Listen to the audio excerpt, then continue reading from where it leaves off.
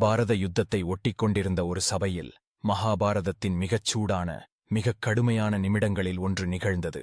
அந்தக் கணங்களில் ஒரு பெண்ணின் கோபம், அவமானம், சாபம் எல்லாவற்றையும் சமமாகவே புரட்டி எழுப்பியது.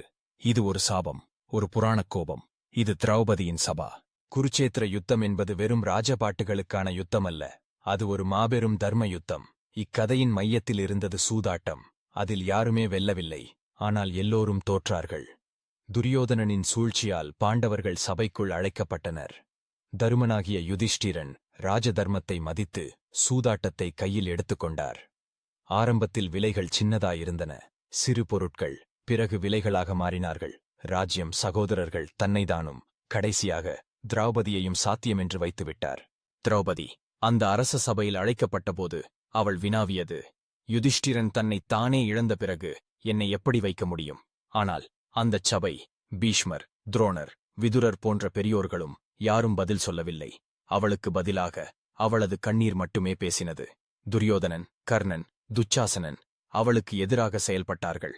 துச்சாசனன் அந்தக் கடும் செயலால் அவளது வாஸ்திரத்தை இழுக்க ஆரம்பித்தான். ஆனால் அவளது முழங்காலில் விழுந்தபோது அவள் குரல் உயர்ந்தது. ஏ கேசவன், நீ எங்கே? கிருஷ்ணன் அவளது திறமையை காத்தார். வாஸ்திரம் முடிவில்லாமல் வந்தது. ஆனால் மனதிலோ அந்த அவமானம் அவளுக்குள் ஒரு சுடுகாடாக தீண்டியது. அந்த அவமானம், அந்த வேதனை, அந்த நியாயமற்ற சூழ்நிலை அவள் மனதை நுரையாக்கியது. அப்போது திரௌபதி தன் சாபத்தைச் சொன்னாள். என் கூந்தலில் வெறும் நீர் அல்ல, என் கண்களில் கண்ணீர் அல்ல, என் இதயத்தில் பொங்கும் இந்த வெறுப்பை நீராக்கிக் கொள்ளும் வரை என் கூந்தலில் யாரின் கரமும் போவதில்லை. இது வெறும் வார்த்தை அல்ல, அது ஒரு தீர்மானம். திரௌபதி தன் சாபத்தில் சொன்னது. நீதி கிடைக்கவில்லை என்றால் தர்மம் எங்கே இருக்கிறது? அவளது சபை கண்ணீர் மட்டுமில்லை, அது மழையாகவும் வெறுப்பாகவும் மாறியது. பாண்டவர்கள் காட்டுக்குள் அனுப்பப்பட்டனர். ஆனால் அந்த காட்டிலும் கூர்மையானது திரௌபதியின் சபை. 13 ஆண்டுகளும் அவள் அதை மறக்கவில்லை. ஒவ்வொரு நாளும் நினைத்தாள். துச்சாசனை, துரியோதனன், கர்ணன்.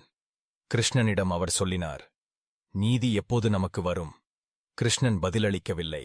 ஆனால் யுத்தம் முடிவதற்குள் அந்த வார்த்தை நிச்சயம் காக்கப்படும் என்று உறுதியளித்தார். திரௌபதியின் சபை பாண்டவர்களின் போர்க்கோள்களில் ஒன்று ஆனது. குருச்சேத்திர யுத்தம் வெறும் இராஜராஜேசுவர பிரச்சனை அல்ல, அது தர்மமும் அதர்மமும் மோதிய மாபெரும் தர்ம யுத்தம். அந்த கடைசி யுத்தத்தில் பீமன் துச்சாசனனை கொன்றான். அவனது இரத்தத்தை எடுத்து திரௌபதியின் கூந்தலில் தடவினார். அந்தச் சபையின் சாபம் நிறைவேறியது. ஆனால் ஒரு கேள்வி நம்மைத் தொடரும்.